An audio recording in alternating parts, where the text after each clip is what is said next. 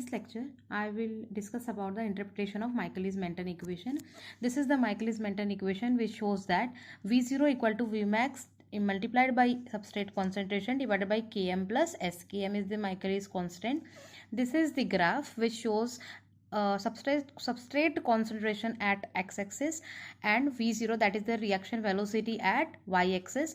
The point which cuts y-axis is Vmax divided by 2. This line shows maximum velocity, and the point which cuts x-axis is Km.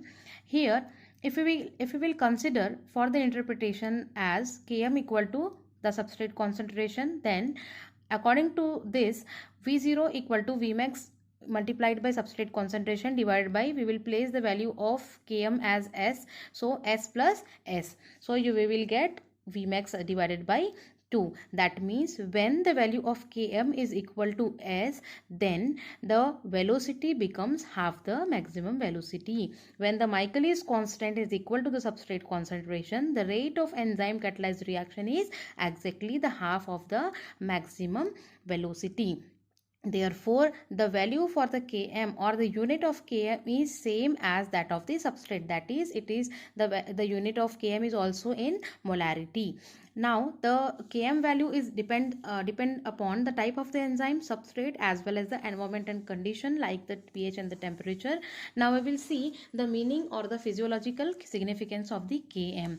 Now, when we represent the situation like Km is equal to the concentration of S, we will get the velocity is half the maximum velocity, which shows that maximum velocity हमको कब मिलती है कि जब सारे enzyme substrate के साथ saturate हो जाएंगे। तब जितने एंजाइम हैं, अगर हमारे पास 10 एंजाइम है तो 10 एंजाइम सैचुरेट हो जाएंगे 10 सबस्ट्रेट के साथ, and they will form E into S. मतलब इससे ज़्यादा और ना एंजाइम की कॉन्सेंट्रेशन है और ना ही इसकी वजह से अलग से रेट बढ़ सकता है। मतलब हमारी मैक्सिमम वेलोसिटी रीच कर सकती है तभी जब सारे के सारे एंजाइम एंजाइम के एक्टिव साइट सबस्ट्रेट के साथ सैचुरेट हो चुके हैं। तो ऐसे टाइम पे हमारा Vmax हम अचीव करते हैं। लेकिन हमको क्या मिला यहाँ पर, जब हम Km की वैल्यू S करके रखते हैं तब V0 हाफ द Vmax मिलता है। इसका मतलब क्या है कि आपके 10 एंजाइम में से आधे एंजाइम इस समय पे, मतलब टोटल एंजाइम में से आधे एंजाइम अभी ES बना चुके हैं और इसीलिए हमको Vmax by 2 मिल चुका है। Velocity is equal to Vmax by 2. तो this is the first physiological significance और meaning of Km. When the Km is equal to S, your half of the enzymes are saturated with the substrate or their active site are bound through the substrate. Now at time equal to T0, the second you will get that कि the time जब T0 रहता है तो आपने graph देखा हुआ है। Graph में आप जब देखोगे कि यहाँ पर आपको जब टाइम T0 है तब यहाँ पर एंजाइम सबस्ट्रेट के साथ कंबाइन करके ES बनाता है और ES फिर डिसोसिएट होके एंजाइम और प्रोडक्ट बनाता है। पर टाइम 0 पर यहाँ पर प्रोडक्ट की क्वांटिटी बहुत ही निग्लिजिबल रहेगी, इसीलिए K2 की value will be very very less then the K-1। यहाँ K-1 को क्यों लिया गया है, क्योंकि यहाँ पर आपको इक्विलिब्रियम जल्दी रीच करता है, क्योंकि ये first half of the reaction है जहाँ पर फॉर्मेशन ऑफ ES बन रहा है।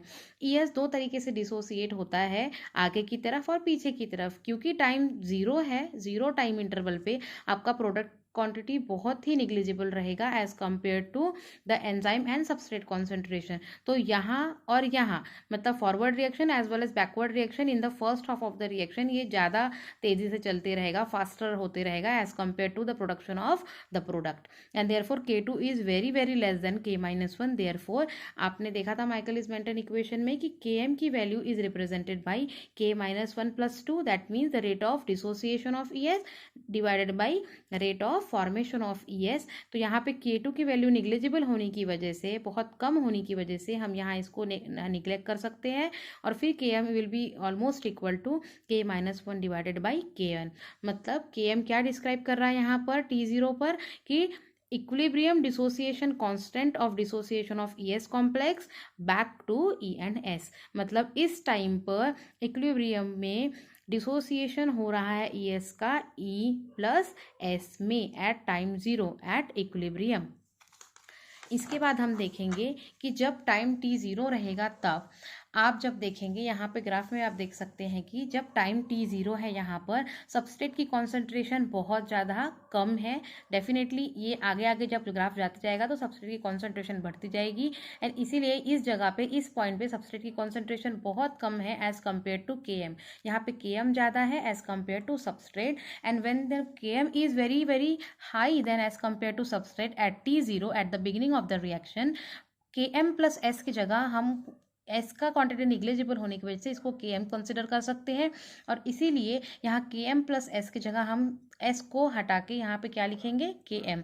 सो the V0 will be equal to Vmax into S divided by Km। That means इसको अगर कंसिडर ना करें या इसको कॉन्स्टेंट अगर लेके चले तो फिर V0 will be directly proportional to S। मतलब first half of the reaction में बिगिनिंग ऑफ द रिएक्शन में आपको ग्राफ में यहाँ पर जो स्ट्रेट लाइन मिल रही है छोटी सी, ये किसके वजह से है? Because of first order reaction. मतलब यहाँ पे क्या हो रहा है? डायरेक्टली रिलेशन है किसके बीच में? वेलोसिटी ऑफ द रिएक्शन और सबस्ट्रेट के बीच में, जिसको आप फर्स्ट ऑर्डर रिएक्शन बोलते हो। और इसीलिए हमको यहाँ पे एक स्ट्रेट लाइन मिलती है कहाँ तक? At the beginning of the reaction when Km is very very large then the substrate concentration. And this shows that as the substrate concentration increases, the rate of reaction or the velocity of the reaction also increases at the beginning of the reaction. Now हमने beginning देख लिया तो अब and में भी देखना पड़ेगा। तो रिएक्शन के एंड में यहाँ पर आप जब देखेंगे रिएक्शन के एंड में when the substrate concentration is very high as compared to the Km value, तो यहाँ पर जब आप देखेंगे कि सबस्ट्रेट कॉन्सेंट्रेशन है बहुत ज़्यादा हाई रहेगा एज कम्पेयर टू Km, तो Km प्लस S को हम S लिख सकते हैं क्योंकि Km की वैल्यू नेग्लिजिबल है as compared to substrate. So here Michaelis Menten equation में आप पुट करेंगे तो क्या आ जाएगा? V0 equal to Vmax multiplied by S divided by Km। Negligible होने की वजह से यहाँ से आप S लिखोगे इसलिए S कट जाएगा दोनों और इसीलिए आपके पास क्या बचेगा? Vmax। So velocity will be the maximum velocity when you have the concentration of substrate which is very high. The reaction is of zero order। मतलब इस टाइम पर जब आपकी वेलोसिटी मैक्सिमम वेलोसिटी को रीच कर गई है, इस समय पर चाहे आप कितना भी concentration ऑफ सबस्ट्रेट बढ़ाएं लेकिन रिएक्शन में कोई फर्क पड़ेगा नहीं। उसकी वेलोसिटी Vmax हो चुकी है और इसके ऊपर